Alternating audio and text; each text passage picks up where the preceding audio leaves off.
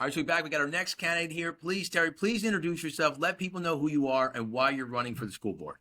Yeah, so I'm Terri Schechter. I'm a candidate for Washington Township Board of Education. I'm a mom of three. They're 10, 8, and 3. They're in Birches and Kindle now. I started paying attention to the school board probably about 5 years ago. My oldest was in kindergarten. It was COVID, and there was A schedule, B schedule. Been going to meetings a lot. I've been trying to help as a parent and involved community member, Yeah. and really just felt it was my time to try and give a little bit more of a commitment and be on the board. So, Terri, that's great. I mean, we haven't been able to get through a lot of questions with all the candidates. We're trying. We got a lot of back and forth. So I want to touch base on that. We did talk a little about that. So you actually have a child in Kindle. I thought Kindle was a good idea. How's that working out over there? So my older daughters went to private preschool, right? So I work full time. My husband and I, they went to Goddard, and I thought that that was a really great education. They were very kindergarten ready, tested very high, and all Yeah. those things they do when they come into the school system. And I thought that was great. I have to say, in the few weeks since my youngest has been in Kindle, it has been incredible the Yeah. amount of growth I've seen. Yeah. I think there's nothing better we can do than invest in getting our kids ready. She loves going. She has so much fun. It's Yeah. play based, right? Yeah. So we're like getting them ready to love education early. So for Yeah. me, I think it's been incredible. Yeah, I was wondering how I've been able to visit Kindle. I've had the honor to do that a couple of times. I was wondering how the school's working out. The next question I want to talk about is the climate. I mean, you go to meetings. I've seen you at meetings. I mean, talk about what you're seeing, how you're feeling, and what you would do to change it. Yeah, so there's no question that there's very passionate people. I think what frustrates me as a parent and a community member in that room is the people that are showing up and coming to those meetings, even when they're butting heads, Yeah. right? They're the people who are showing up. Yeah. We all have to be part of that solution. So I think that as much as we can tone down the rhetoric and really get to the bottom of people's concerns, right? Because a lot of the passion comes from fear or Yeah. frustration, and really understand where that's coming from so that we can build a path forward. I think that's what we need to do as not just as a school board, but as a community. That's been one of the greatest gifts I've gotten at running for board is people really like tried to have in-depth conversations with me, and it's helped me understand where other people are coming from in a way that talking to people who already agree with you has never done. Right. I'm glad you brought that up. Obviously, as a councilman, we deal a lot with taxes, right? Mhm. 55% of our taxes are the school board. Yeah. Last year, we went over that 2% cap. We went up by 7%. What do you say for taxpayers that are really frustrated? Because, I mean, obviously, it pushed some of our tax bills to the highest they've ever been. Right. What do you say to them that are frustrated? What do you say to those that are saying, I can't even maybe afford to stay here anymore? What are your thoughts of some of those people? Listen, I'm a taxpayer in the community too. And I'm the first person if someone said $100 more out of your pocket a year, and this is all the things we're gonna get. We don't have an opportunity to do a great job about communicating where those dollars are going. And from my perspective and the research and understanding of what I done is that, the formula changed way back in 2018, and we really haven't done a good job of planning and communicating, right? Like sometimes I think it was 2017, right? We even reduced taxes when the state gave us fair warning. We should have been like doing small incremental things along the way, which we haven't. And we really just need that long-term plan so that we don't get these big sticker shocks or worse, like the big cuts. Yeah, listen, I love that you said it like that, and I agree with that. It's again, and some other candidates have said the same thing, right? That big sticker shock or that number, because when you open up your tax bill, you're not expecting it. You hear about it, but then when it actually comes, and again, as a taxpayer, I know how they feel. I feel it every single day. I want to get back to the idea that a lot of people are coming to me and felt that the school board has become a circus. Has it become a circus? Has it become this sideshow where it's no longer about children and now it's more about maybe the characters up there? Or you could say, I don't maybe not call them characters, but what is being betrayed up there? Is that happening? Do you see that from when you're sitting there? Here's what I'll say. If you are only watching online, if you're only on social media, that's where I hear the most outrageous things. When Right. I'm actually in the community talking to people, when I'm talking to teachers at my kids' school, when I'm on the sidelines at sporting events, Yeah. I don't see that. I see kids who are having fun. I see parents who are invested in helping. I see teachers who are doing everything they can. So while I think it's certainly passionate, and you see that really in the meetings at times from Yeah. both sides, I think if we can all take a little bit of a step back, I think I said it, meet the candidates like a goldfish memory, like we're going to disagree on how to get there. Yeah. You're going to win sometimes, you're going to lose sometimes, and then you just kind of forget that old stuff and move forward so that we can actually make progress. I think that's where we need to head, because I agree. The meetings are not always productive. I certainly, if I'm, the honored of getting elected, don't want those meetings to go to 1 a.m. Yeah. Typically, Listen, I'm glad you brought that up because we haven't talked about with the candidates. There's no Mm. productive meeting that can go on 3, 4, 5 hours. Yeah. There's just nothing. First of all, you lose interest from everybody, including the people at the meeting. Right? Mhm. It's not fair to keep people there to 1 a.m. Yeah. for any type of meeting, and we don't have any other meetings in town that go like that. So to get that back, because I think that's when you will have other people step up. It's hard for me to find a council representative that wants to go sit at the meeting, let Yeah. alone the person who's sitting up there at the meeting, right? So Mhm. let's talk a little bit about the union influence. Do you think the union do you have a growing concern that the unions are trying to influence the decisions of the board? And what's that relationship? And could you put students and taxpayers first before unions? So I don't think it's an either or, right? I kind of reject the framing of how people maybe are asking that question sometimes. Yeah. I think that strong labor unions are a really important check and balance. Okay. I think sometimes what we're seeing, right, is that because we have passionate educators representing us on the board, is that maybe even if it's just perception and it's not reality, because I don't have any information outside what the public has, right? Sure. Like that check and balance isn't really happening, Yeah. right? That people are just getting to put their person, right, the union's people up there, and that check and balance isn't fair. So I think that when you start building those trust and respectful conversations, people are less concerned about the union influence because we're really just having conversations of a strong and fair labor union, and then there's the check and balance Yeah. of the school board and the district. And that's really how you come to a compromise that I think is in the benefit of all, because I certainly want my teachers to feel like they're showing up and cared for, and they don't have a second job. They're not door dashing, right? Oh, yeah. Like, you know, Good, fair point. Sure. Listen, I think it's a great way to put it. And then the next question kind of leads to the same thing.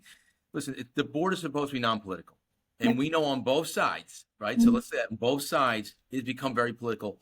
Can you put your own personal, which we're not going to talk about, can you put your own political beliefs aside and make sure that the decisions you make are fair and balanced for the students and residents?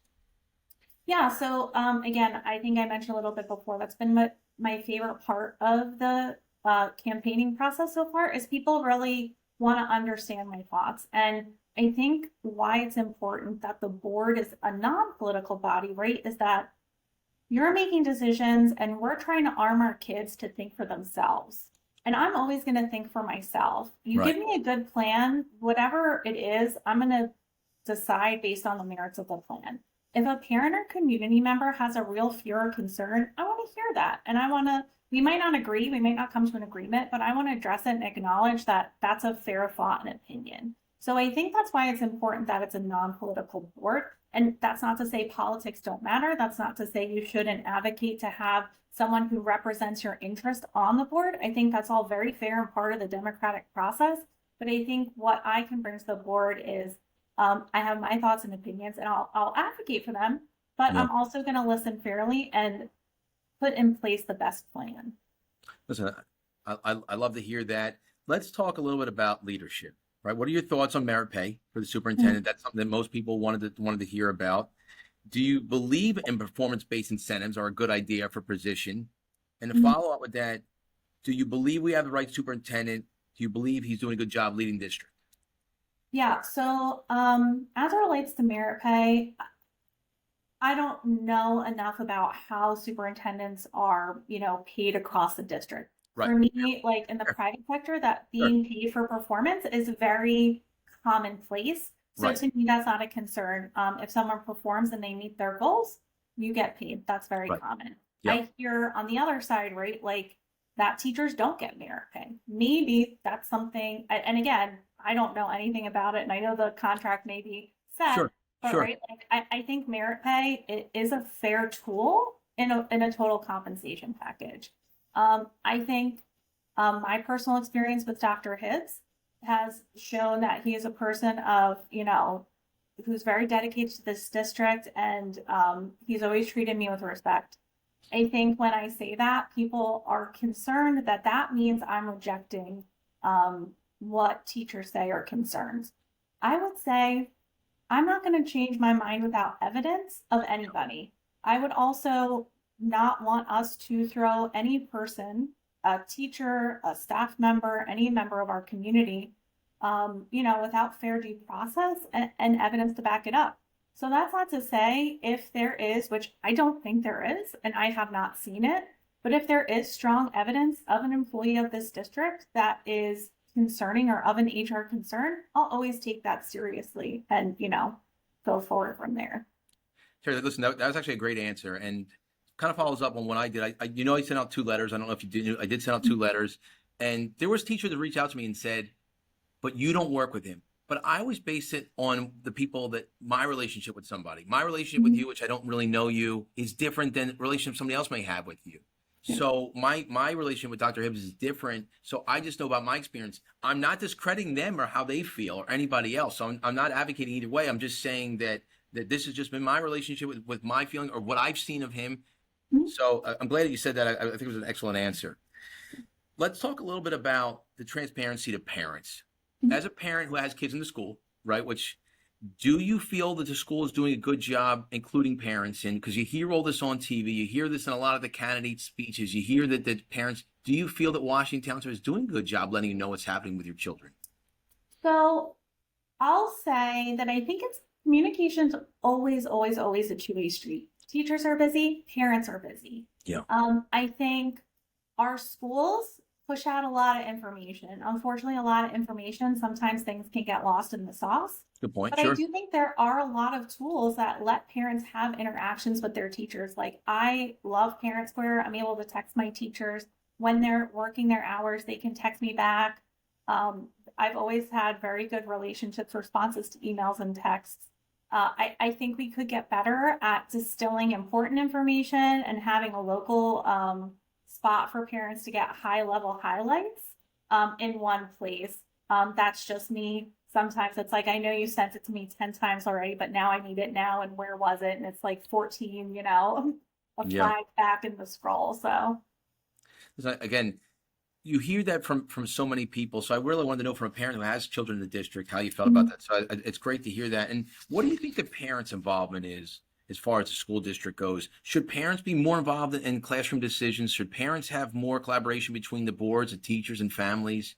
Do they need more of that? Do you feel like, or is that somebody who actually runs for the school board and says, hey, that is my involvement?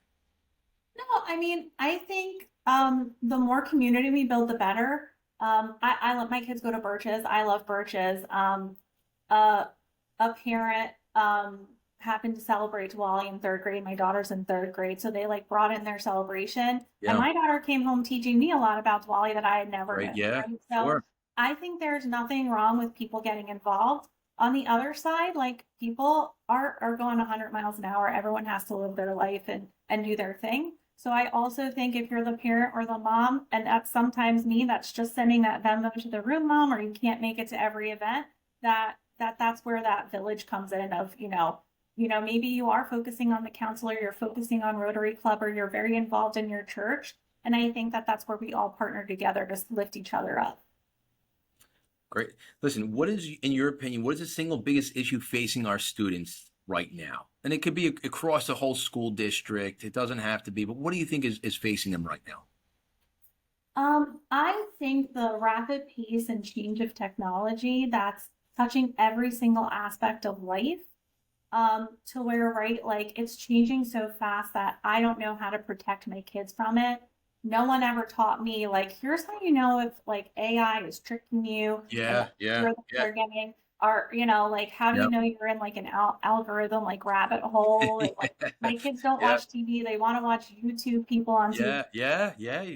To me, I think things are changing at such a rapid pace. We have to instill that love of education and thinking for yourself, because I think that's going to be the biggest tool for anyone in the toolbox. And I think we need to open not just kids but parents' minds, the idea that like this traditional college path is not for everyone. Arts, tech, whatever that means, right? I think we have to get more expansive of what we're doing at schools, even though all the testing and the math and the reading are super important, right? Those are foundational. Really expanding what education and preparing kids for that next step is. Listen, great answer. No, the last person we spoke to was Julie. So she's currently on the board, and we talked about, she couldn't give me specific numbers. And again, even as a council member, we don't know what next year's shortfall might look like. So that's not uncommon. It's a very common thing. We do know there will be a shortfall, but my question to you is, what do we do? I mean, what is your idea to say, hey, she had some ideas. What are your ideas to cover some of this shortfall? What is it that you see us doing to try to fix some of this? Because I mean, I think this past year, she said we started off at 19 million and we got it down to 10 million. We went up that 7%. What do we do outside of raising taxes to try to make Washington Township more affordable for residents?